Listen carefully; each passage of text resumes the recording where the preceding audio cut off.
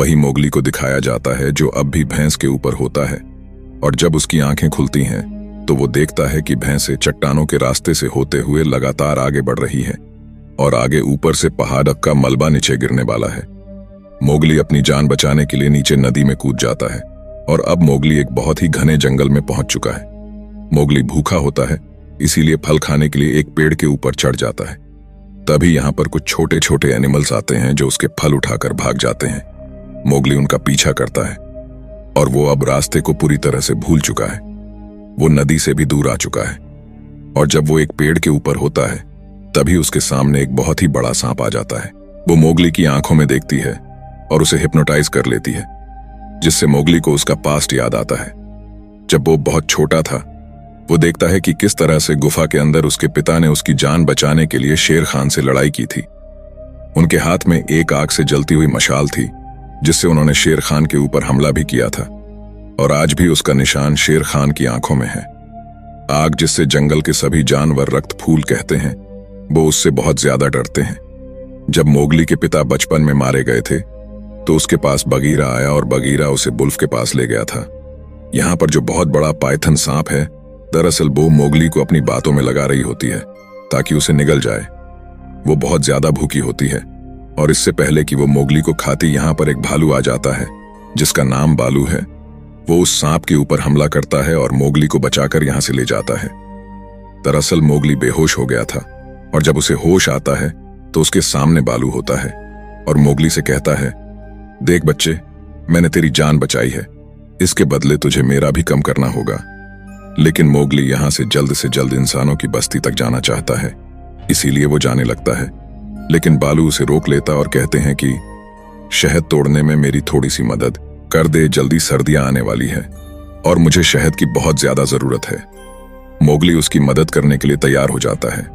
Mowgli अपना दिमाग लगता है और इंसानी तौर तरीकों से उसे जगह पहुंच जाता है जहां बहुत सारा शहद है।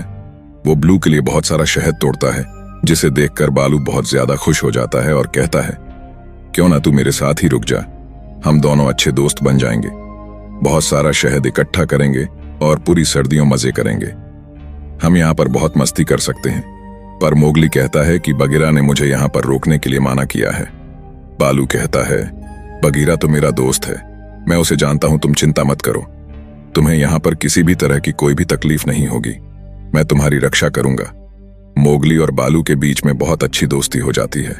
मोगली भालू के लिए बहुत सारा शहद तोड़ता है और रात को मोगली को उस जगह ले जाता है जहां से इंसानों की बस्ती को देख सकते हैं। पर वो मोगली को अब कन्विंस कर चुका है कि वो उसी के साथ रहेगा।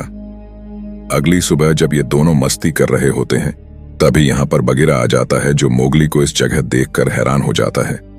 दरअसल उसे लगा था कि अब तक मोगली इंसानों की बस्ती में पहुंच चुका है। मोगली अभी भी जंगल में होता है। मोगली बगीरा को देखकर बहुत खुश होता है। वो उसके गले लग जाता है और भालू बगीरा से कहता है कि हम दोनों दोस्त हैं, हम दोनों हमेशा साथ रहेंगे। इसके बाद मोगली बगीरा को गुफा के अंदर ले जाता है जहां पर उसने भालू के लिए बहुत सारा शहद तोड़ा होता है। ये देखकर उसे बहुत गुस्सा आता है और वो कहता है कि हमने तुम्हें पहले समझाया था कि तुम इंसानी तौर तरीके को जंगल में इस्तेमाल नहीं करोगे। तुम्हें एक अच्छा भेड़िया बनना है और फिलहाल तुम इंसानों की बस्ती में जाओगे। कल ही हम इंसानों की बस्ती की तरफ निकल पड़ेंगे।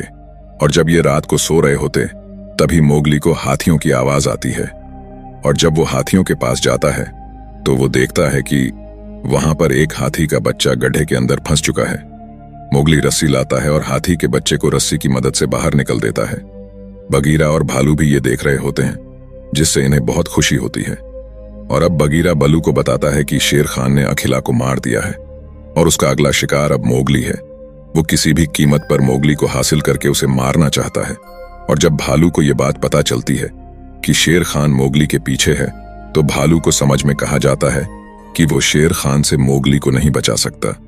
इसीलिए वो मन मार कर मोगली के पास जाता है और उसे झूठ कहता है कि तुम मेरे दोस्त नहीं हो, मैंने शहद इकट्ठा करने के लिए तुम्हारा इस्तेमाल किया था, अब तुम यहां से जा सकते हो। मोगली को यह सुनकर बहुत बुरा लगता और यहां से भागकर एक पेड़ के ऊपर जाकर बैठ जाता है। तभी वहां पर बहुत सारे बंदर आते हैं और मोगली को उठाकर अपने साथ ले जाते हैं।